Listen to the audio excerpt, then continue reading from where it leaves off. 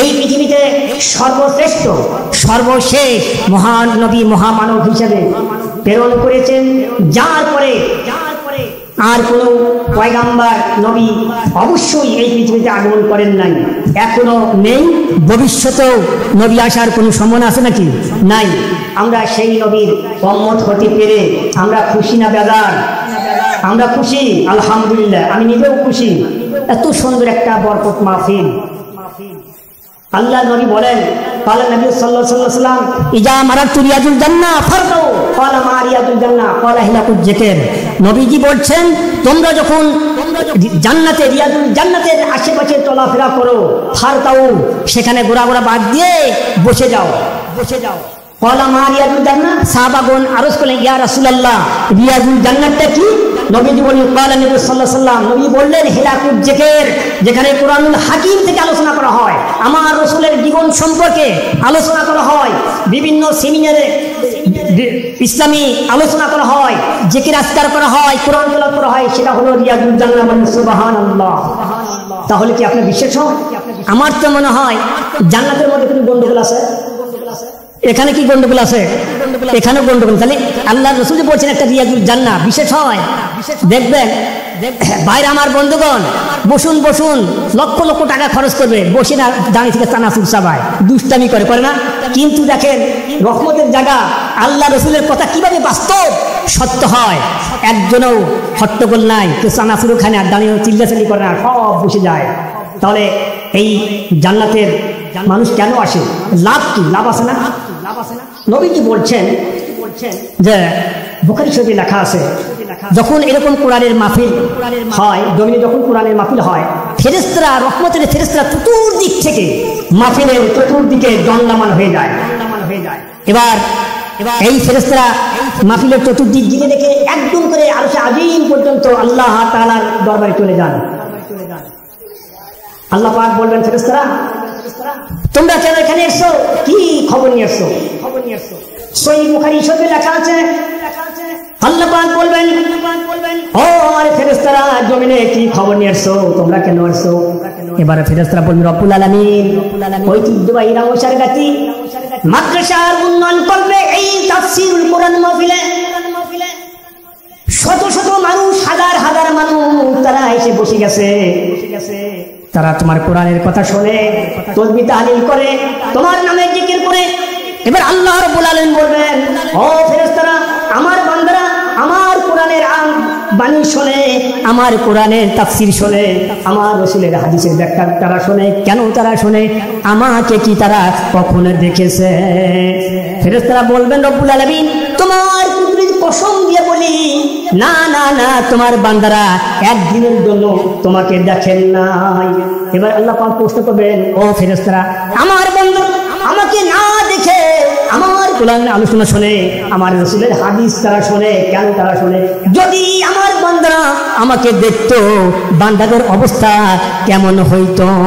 ফেরেশতারা বলে, রব্বুল আলামিন তোমার ইজ্জতের কসম করে বলি, তোমার বান্দারা যদি একবারের জন্য তোমাকে দেখতো, তাহলে এই দেখা অবস্থায় তারা চোখটা তারা বন্ধ করতো না, সব সময় তোমার দিকে তাকিয়ে থেকে থেকে তারা সময় পার করতো, চোখের মতো তারা ফেলতো না, সব সময়ের জন্য তোমাকে দেখতো। তোমাকে দেখলেই তাদের চোখ শীতল, তোমাকে দেখলেই তাদের কলিজা ঠান্ডা হয়ে যেত। এই জন্য তারা সবসময় দুনিয়ার যাবতীয় কাজকর্ম ফেলে তোমাকে তারা দেখতো। আল্লাহ পাক বলবেন, ও আমার ফেরেশতারা, আমার বান্দারা কেন মাহফিল আসে, তারা কি চায়? এবার ফেরেশতা বলবে, রব্বুল আলামিন তোমার বান্দারা যখন জান্নাতের আলোচনা শুনে, ওই জান্নাত খান পাওয়ার জন্য তারা খুবই ব্যাকুল, তারা খুবই আকাঙ্ক্ষা নিয়ে তারা বসে থাকে, তোমার জান্নাত তারা পেতে যায়। আল্লাহ রাব্বুল আলামিন বলবেন, ও আমার ফেরেশতারা শোনো, আমার বান্দারা আমার জান্নাত পেতে চায়, জান্নাতের আকাঙ্ক্ষা করে, তারা কি কখনো আমার জান্নাত খানা তারা কখনো দেখেছে নাকি? ফেরেশতারা বলল, রব্বুল আলামিন তোমার ইজ্জতের কসম করে বলি, না না, তোমার বান্দারা তোমার জান্নাত খানা কখনো তারা দেখেন নাই। আল্লাহ বলবেন, আমার ফেরেশতারা শোনো, আমার বান্দারা না দেখি জান্নাতের জন্য তারা পাগল। যদি তারা আমার এই জান্নাত খানা দেখতো, আমার বান্দাদের অবস্থা কেমন হয়ে যেত? ফেরেশতারা বলবেন রব্বুল আলামিন তোমার বান্দা যদি তোমার জান্নাতখানা দেখতো, এই দেখা অবস্থায় তারা সব সময় ওই জান্নাতের জন্য তারা ব্যতিব্যস্ত থাকতো, পাগল হয়ে যেত, খাওয়া দাওয়া এমনকি দুনিয়ার যাবতীয় কাজ ত্যাগ করে জান্নাতের আশায় তারা এরকম তারা বেহুশ হয়ে পড়ে থাকতো। এবার আল্লাহ পাক বললেন ঠিক আছে, তাহলে তাহলে আমার বান্দারা কাঁদে কেন? এই মাহফিলে বুঝি কাঁদে কেন? তাদের দুঃখ কি? কোন কারণে তারা কাঁদে? ফেরেশতারা বলবেন রব্বুল আলামিন আলিম যখন জাহান্নামের ভয়ানক কথা বলে, এই কথা সহ্য করতে না পেরে রক্ত মাংস শরীর ৩,৫০০ বছর জাহান্নামের আগুনকে তুমি উত্তপ্ত করেছো, এই শরীর রক্তমাখা শরীর, এই গোস্তের টুকরা শরীর কেমনে ওই জাহান্নামের আগুন সহ্য করতে পারবে? এই ভয়েই তারা জাহান্নামের জন্য বাঁচার জন্য তারা কাঁদে। এবার আল্লাহ বলবেন ও ফেরেশতা তোমরা সাক্ষী থাকো, তোমরা সাক্ষী থাকো, আমি সকলকে জাহান্নাম থেকে মুক্ত করে দিলাম। বলেন সুবহানাল্লাহ। তখন একজন ফেরেশতা দাঁড়িয়ে যাবে, রব্বুল আলামিন আপনি সকল মাফ করে দিলেন। এই যে কিছু কিছু লোক এরা তো তোমার কোরআন শুনতে আসে নাই, তারা হাদিস শুনতে আসে নাই, জিকির আজকার করে নাই, তারা দুই একজন লোককে দরকার মনে করে উঠা নেওয়ার জন্য তারা এখানে বসে। আল্লাহ রাব্বুল আলামিন বলবেন শোনো ফেরেশতারা, আমার বান্দারা যখন জান্নাতের মধ্যে এসে বসে যায় তারা কখনো হতভাগ্য হয় না। আমার ভাইরা আপনারা ঘোরাফেরা করতেছেন, যদি জান্নাতের বরকত বুঝতেন কিয়ামতের দিন জান্নাতীদের কোনো দুঃখ থাকবে না। থাকবে নাকি? আল্লাহ রাসূল বলেছেন থাকবে থাকবে।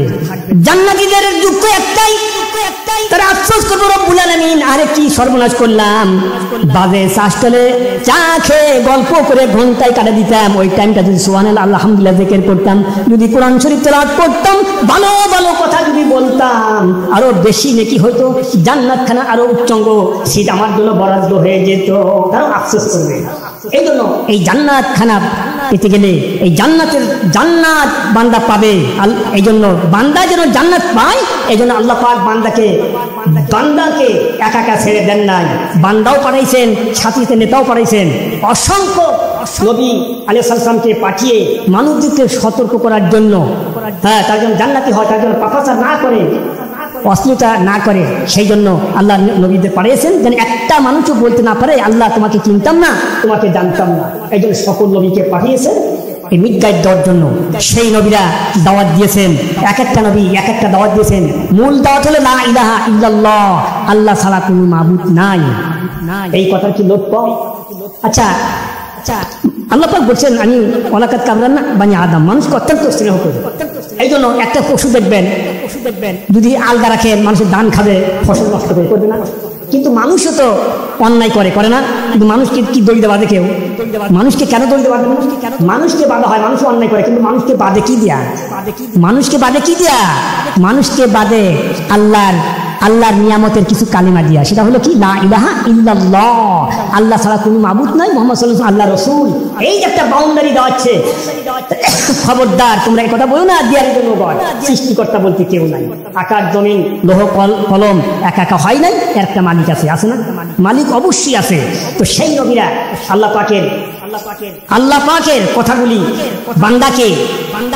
বান্দার সামনে আলোচনা করে বান্দাকে সতর্ক করেছেন যে একটা মানুষ যেন মুরতাদ না হয়, কাফের না হয়। এই দাওয়াত দিতে গিয়ে নবীরা পরীক্ষার সম্মুখীন হয়েছেন, বাধার সম্মুখীন হয়েছেন, মারপিট করেছে, অসংখ্য নবীকে তারা হত্যা করেছে, জমিন থেকে উৎখাত করে দিয়েছে তারা আল্লাহর কথা বলার কারণে।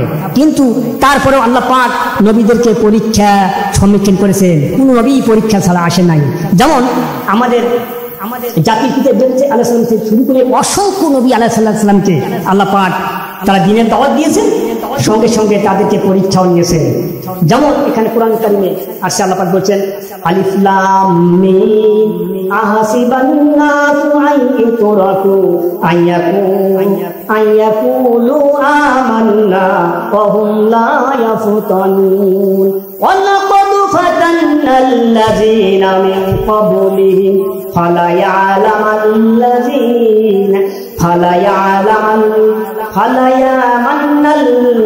কাযিবিন।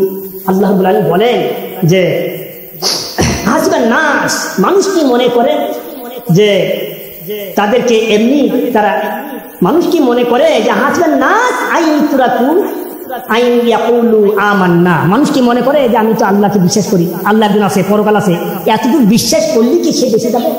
তার পরীক্ষা না হবে না? আমি মনে করি আল্লাহ একজন আছে, আল্লাহ আছে ঠিক, নামাজ পড়ি না, রোজা রাখি না, যাকাত দেই না, হজ করি না, হালাল রুজি রোজগার আমি করি না, হালাল পথে থাকি না, আমি হালাল পথে যাই না, তাহলে কি আমার এই ইমান বিশ্বাস আমার বিশ্বাসের কাজ হবে? তাই আল্লাহ বলছে তোমরা কি মনে করো যে আমি ইমান এনেছি এই কথা বলেই কি তোমরা পার পেয়ে যাবে? আল্লাহ পাক কি তোমাদের পরীক্ষা করবেন না? অবশ্যই পরীক্ষা করবেন।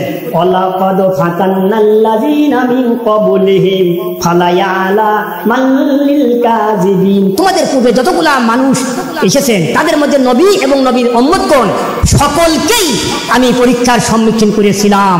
সুতরাং তোমাদেরকে পরীক্ষা দেই, তোমাদের মঞ্জিলে মুকসিদ যেতে হবে। পরীক্ষা ছাড়া আসসালামু আলাইকুম কেউ পরীক্ষা ছাড়া কেউ বাঁচতে পারবে না। পরীক্ষা দিতে হয়েছে সকল নবীকে। এবার আল্লাহ বলেন আম হাসিবাল্লাযীনা ইয়ালামুনা সাইয়্যাতি আন ইয়াসবিকুনা সাআ মা ইয়াহকুমুন, কিন্তু তোমরা যারা দুষ্কর্ম করো, পাপাচারে লিপ্ত থাকো, তোমরা কি মনে করো যে তোমরা আমার এই জমিন থেকে, আমার এলাকা থেকে অন্য জায়গায় তোমরা লুকাবা? কোথাও পাবা না। পারবা? লুকানোর জায়গা আছে? লুকানোর জায়গা নেই। ওই বলেন মরণ থেকে পালাও তুমি, মরণ তোমার লইবে গিরি, যদিও সুদূর আকাশ মানে লুকাও সেটাই সিঁড়ি। এ মহারোগের ঔষধ নাই, এ মহারোগের চিকিৎসা নাই, নাই সেই ওষুধ জগতে, খুঁজিয়া কাতর হইলে কি হবে, পারিবে না তাকে ফিরাতে। ফিরে পারবে? আপনি ধরে রাখতে পারবেন? নির্দিষ্ট সময় আসলেই ও আপন গতিতে চলে যাবে। এবার আল্লাহ বলেন মান কানা ইয়ারজু লিকাল্লাহ, যে ব্যক্তি মনে করে আল্লাহর সাথে অবশ্যই আমাকে সাক্ষাৎ করতে হবে, ফাইন্না আজালাল্লাহ, সেজন্য পেরেশানি না হয়, হতাশাগ্রস্ত না হয়, সামিউল আলিম, আল্লাহ সকল কিছু শোনেন এবং জানেন। বাস এই দাওয়াত দিতে গিয়া নবীরাও পরীক্ষার সম্মুখীন হয়েছিলেন। আল্লাহ পাক তাদের পরীক্ষা করেছিলেন। যেমন এখানে হযরত আইয়ুব আলাইহিস সালামের কথা একটু টান দেন। আল্লাহ নবী হযরত আইয়ুব আলাইহিস সালাম মাঠে ময়দানে তিনি তার উটগুলি বটিগুলো চারণভূমিতে ছেড়ে দিয়ে তিনি টানা রোদের মধ্যে নামাজ পড়েন। আল্লাহ পাক বলছেন ফেরেশতারা দেখো আমার পাগলি আইয়ুব আলাইহিস সালাম কত ভদ্র, কত শালীনতা, কত আল্লাহ প্রেমিক, আল্লাহর সাথে তার কত কানেকশন, যে একটু ভিতরে পাহাড়ের গুহায় অথবা গাছের নিচে নামাজ পড়তে পারতো। এইরকম প্রচন্ড রোদের মধ্যে ঘেমে যাচ্ছে, আমাকে সিজদা করে আমাকে ধন্য করছে। হ্যাঁ, ফেরেশতারা বলছে রব্বুল আলামিন আইয়ুব আলাইহিস সালাম ছিল তোমার বিশিষ্ট বান্দা, তাকে তো তুমি অভাব দাও নাই, অসংখ্য স্ত্রী দিয়েছো, অসংখ্য গোলাম দিয়েছো, বাড়ি দিয়েছো, অনেকগুলা সন্তান দিয়েছো, হাজার হাজার ছাগল, হাজার হাজার বিঘা জমি, ফসল, খেজুর, বিভিন্ন রকমের বাগিচাটা তাকে অভাব মুক্ত করেছো, সে তো ইবাদত করবেই। আল্লাহ পাক চিন্তা করলেন ফেরেশতার সাথে তো তর্ক করা আল্লাহর সাথে না। আল্লাহ পাক দেখাবেন যুক্তি। কি যুক্তি? হঠাৎ করে আল্লাহর নবী পয়গাম্বার মাথায় একটা ফোড়া উঠে গেল। এই ফোড়াটা পেকে সারা শরীরে লেগে ঘা দিয়ে শরীরটা একেবারে পছন্দ ধরে গেল। বন্দের চোটে তার গ্রামের লোকরা বলছে, তার ভাইদের বলছে যে একে তাড়াতাড়ি সরাও, নইলে কিন্তু এই গ্রামে ভাইরাস সবাই মারা যাবে। কি করবে? তাকে ধরে নিয়ে একটা বাগানে অথবা একটা গাছের নিচে তাকে রেখে আসে। সেখানে পয়গম্বর থাকে, যতগুলো স্ত্রী ছিল সব তাকে রেখে চলে গেল, একা। বাড়িগুলো চলে গেল, চাকরগুলা, রাখালগুলো সব চলে গেল, কেউ নাই। সুসময়ের বন্ধু সকলই হয়, অসময় কেউ নাই, আছে না কথা? সবাই যখন চলে গেল, এবার পোকা খেতে খেতে তার শরীরে কিছু নাই। 18টা বছর এই পোকা শরীর খাইতে খাইতে শুধু হাড় ছাড়া আর কিচ্ছু নাই। 18 বছর পার পোকা যখন তার শরীরে কোনো বস্তু খুঁজে পায় না, শুধু ভালো আছে জিহ্বাটা। এই জিহ্বাটা যখন কামড় মেরেছে, আঘাত করেছে, তখন হযরতে আইয়ুব আলাইহিস সালাম 18 বছর আল্লাহর কাছে রহিমিন, আয় আল্লাহ আমি বিপদগ্রস্ত, আমি অসুস্থ, আর তুমি হলো দয়ালুর মধ্যে শ্রেষ্ঠ দয়ালু। এখানে তিনি বলেন নাই আল্লাহ আমাকে ভালো করে দাও, রোগ মুক্তি করে, এত কথা তিনি বললেন না। তিনি বললেন আল্লাহ আমি তো অসুস্থ, আর তুমি আরহামুর রহিমিন, তুমি দয়ালুর মধ্যে শ্রেষ্ঠ দয়ালু। ওই যে ঈদের দিনে, ঈদুল আযহা, ঈদুল ফিতরের দিনে একটা অন্ধ ব্যক্তি রাস্তা বলতেছে ভাই সকল আজকে তো ঈদের দিন আর আমি অন্ধ। ওই অন্ধ কি টাকা চাওয়া লাগবে? বলেন টাকা চাওয়া লাগবে? অন্ধ কিন্তু টাকা চাওয়া লাগবে না। মানুষ বুঝতে দয়া করবে যে আমরা তো আমাদের চোখ আছে সব দেখতেছি, কিন্তু লোকটা অন্ধ। 5 টাকা 10 টাকা 100 টাকা 1000 টাকা শুধু মারে না, মারে। এবার আইয়ুব আলাইহিস সালাম বাস দোয়া তো করলেন, এই দোয়া জমিনের কেউ শুনলো না, আল্লাহ রাব্বুল আলামিনের কুদরত কানে বেজে উঠল। আল্লাহ পাক সঙ্গে সঙ্গে জবাব দিলেন, ফাস্তাজাবনা লাহু ফাস্তাজাবনা মা বিহি মিন দুররে। আল্লাহ পাক বললেন, আমি আমার পয়গম্বর আইয়ুবের সকল দুঃখ দুর্দশা আমি নিমেষে দূর করে দিলাম। ফেরেশতাকে পাঠালেন, কিতাবে এসেছে, অন্য কিতাবে এসেছে, ফেরেশতা জিবরিলকে বলছে, জিবরিল যাও, জিবরিল যাও। হযরত জিবরিল জমিনে এসে একটু কাজ আঘাত করলেন, বিশাল একটা জলাশয় হয়ে গেল। এই জলাশয়ের ভিতরে হযরত আইয়ুব আলাইহিস সালামকে একটু গোসল করালেন, সঙ্গে সঙ্গে শরীর ভালো হয়ে গেল, শরীর আগের মতন 25 বছরের টান টান হয়ে গেলেন। তার স্ত্রী বিবি রাহিমা খাদ্য নিয়ে এসে দেখে স্বামী পায় না, গাছের নিচে একটা যুবক বসা, ভাইজান আমার ধর্মের ভাই, আমার স্বামী আইয়ুবকে দেখেছেন? বলে, তোমার স্বামীকে? আমার সাহেবের নাম আইয়ুব। তোমার স্বামীটা দেখতে কেমন ছিল? যৌবন বয়সে। বিবি রাহিমা চিন্তা করলেন এটা হয়তো আল্লাহর কুদরতি খেলা হবে। বলছে, ভাইজান আমার স্বামী দেখতে আপনার মতন অবিকল, এইরকম দাবি চুল, স্বাস্থ্য সুদাম স্বাস্থ্য, চেহারা টান টান চক্ষু, মনে হয় আপনার মতো। বলে, আমি তো সেই আইয়ুব। চিন্তা করছেন? আল্লাহ পাকের কাছে দোয়া করলে আল্লাহ পাক সেটা অবশ্যই তাকে উদ্ধার করেন। বিপদে যত বিপদই থাক, এখানে ভেঙে পড়া যাবে না, অস্মিরু, সেখানে ধৈর্য ধারণ করতে হবে। আর একটা কথা বলি, আমার মনে হয় সময় শেষ হয়ে যাবে, আর একটা কথা বলি। এবার হযরত ঈসা আলাইহিস সালামের ঘটনা আপনারা সবাই জানেন। আচ্ছা, হযরত ইউনূস আলাইহিস সালাম যে বিপদে পড়েছিলেন, ইউনূস আলাইহিস সালাম, এরকম বিপদ কি দুনিয়ার কোন মানুষের হয়েছে? সমুদ্রে পড়তে রওনা দিয়েছেন, জাহাজ তার জাহাজের ইঞ্জিন অফ, জাহাজ কোনো দিকে যায় না, খালি ঘোরপাক খায়, মনে হয় ডুবে যাবে। জাহাজের ক্যাপ্টেন বলল যে আপনারা একটু আল্লাহর নামে একটু দোয়া করেন, আল্লাহর কাছে সাহায্য চান, আমাদের জাহাজ এই সাগরের মধ্যে, এই আটলান্টিক প্রশান্ত সাগরের মধ্যে যদি ডুবে যায়, সব যাত্রী মরে যাবে, জাহাজ সব ধ্বংস হয়ে যাবে। আপনারা দোয়া করতে থাকেন। দোয়া করা শুরু হয়ে গেল, ইসমে জালালি শুরু হয়ে গেল, কিন্তু কাজ হয় না। শেষ পর্যন্ত বললেন যে আমাদের মধ্যে কোনো পাপাচার লোক আছে কিনা, আমরা একটু দেখতে চাই, এখন কার নাম ইয়া করবে। যখন কালিমার দাওয়াত দিতেছিলেন, তখন জালিমরা তাকে মেরে ফেলবে, চতুর্দিক থেকে আক্রমণ, পালাবে কোথায়? একটা পাতি খোলা ছিল সাগরের দিকে, তিনি দৌড়ালেন সাগরের দিকে, যা দেখে একটা জাহাজ বিমান আছে, সেখানে টপকে উঠে পড়লেন। ওটার সাথে সাথে জাহাজটা যখন চলতে শুরু করে, বাঁধ দরিয়ার মধ্যে জাহাজ কোনো দিকে যায় না। শেষ পর্যন্ত লটারি করে হলো, যতবার লটারি করে ইউনূস আলাইহিস সালাম নাম ওঠে। ইউনূস আলাইহিস সালাম লজ্জিত হয়ে তিনি বললেন, আপনারা আমাকে যত ভালো মনে করেন, আমি এত ভালো লোক না, অতএব আমার হাত পা বেঁধে আমাকে এই সাগরের মধ্যে আমাকে ফেলে দেন। তাই করা হলো। সাগরের মধ্যে যখন ফেলে দেওয়া হলো, ফেলে দেওয়ার সাথে সাথে রাক্ষস একটা মাছ তাকে গ্রাস করলো, মাছ বুঝতে পারলো না পেটের মধ্যে ঢুকলো কি। এবার হযরত ইউনূস আলাইহিস সালাম চিন্তা করলেন, তিনটা অন্ধকারে পড়ে গেলেন। একদিকে রাত্রির অন্ধকার, আর একদিকে মাছের পেটের অন্ধকার, আর আগের দিকে হলো রাত্রির অন্ধকার, মাছের পেটের অন্ধকার। এই কয়েকটা অন্ধকারের মধ্যে যখন পড়ে গেলেন, চিন্তা করলেন আমার মাওলা ছাড়া আমার আর কেউ দেখবে না, দুনিয়ার কেউ দেখবে না, আমাকে উদ্ধার করবে না। ওই সময় তার দিলের মধ্যে আল্লাহর কালাম বেশি জেগে উঠলো। তিনি পড়তে থাকলেন, লা ইলাহা ইল্লা আনতা সুবহানাকা ইন্নী কুনতু মিনাজ জালিমিন। কালা জানেন আপনারা? লা ইলাহা ইল্লা আনতা সুবহানাকা ইন্নী কুনতু মিনাজ জালিমিন। আয় আল্লাহ, তুমি ছাড়া কোনো ইলাহ নাই, তুমি পাক ও পবিত্র, আর আমি হলাম অপরাধী। আয় আল্লাহ, আমি জালেম, আমি নিজেকে জুলুম করেছি, আমাকে যদি ক্ষমা না করো, অবশ্যই আমি ধ্বংস হয়ে যাব, আমি ধ্বংস হয়ে যাব। এই দোয়া যখন করতেছিলেন, তিনি কথা বললেন না, হয় ওলা ইসমি, আয় আল্লাহ, আমি তো তোমার পয়গম্বর, আমি তোমার দিনের কালিমার দাওয়াত দিতেছিলাম, আমাকে কেন তুমি এত বিপদে ফেললা, কেন বিপদে ফেললা? হয় ওলা ইসমি, আমি তো তোমার পয়গম্বর, কেন আমাকে এই বিপদ দিলা? এই কথা না বলে তিনি লজ্জিত হয়ে গেলেন। আয় আল্লাহ, আমি জুলুম করেছি আমার নফসের উপর, আমার আত্মার উপর, কাজী আমাকে ক্ষমা করুন। এই কথা বললে, আমাকে বাঁচানোর কথা বললে, আমাকে ক্ষমা করুন, আমি অপরাধী। সঙ্গে সঙ্গে আল্লাহ রাব্বুল আলামিনের কানে বাইজে উঠলো, কে দুনিয়ার কেউ জানলো না, ইথারকে ওভারটেক করে আরশে আযিমে যখন ধাক্কা লাগলো, আল্লাহ পাক বললেন, ফাস্তাজাবনা লাহু ওয়া নাযায়নাহু মিনাল গাম্মি ওয়া কাযালিকা নুনজিল মুমিনিন। আমার বিশিষ্ট বান্দা বিপদের সময় আমারে স্মরণ করে, আমি অবশ্যই তাকে আমি রক্ষা করব। তাকে রক্ষা করার দায়িত্ব আমার। আল্লাহ পাক তাকে রক্ষা করেন না, রক্ষা করলেন। এইভাবে করেই সময় তোমার বলো। আচ্ছা, এবার আল্লাহ পাক কি করলেন? মাছ অর্ডার দিলেন। মাছ এটা আমার পয়গাম্বার, আমার হাবিব কালেমার দাওয়াত নিয়েছে। সারা দুনিয়ার জালিমরা আমাকে বলছে দেয়ার ইজ নো গড, আর এ বলছে লা ইলাহা ইল্লাল্লাহ, আল্লাহ ছাড়া কোনো ইলাহ নাই। সাংঘর্ষিক জালিমদের সাথে কাজী আমার দাওয়াত নিয়ে এসেছে, এর রক্ষণাবেক্ষণের দায়িত্ব আমার। মাছ খবরদার, আমি তোর মধ্যে আমি রূহ দিয়েছি, তোর শরীরে যা কিছু আছে আমি দিয়েছি, খবরদার পয়গাম্বারদের খাওয়া সকল প্রাণীর জন্য আমি হারাম করে দিয়েছি, এমনকি জাহান্নামের আগুনও তাকে পুড়তে পারবে না। বলেন সুবহানাল্লাহ।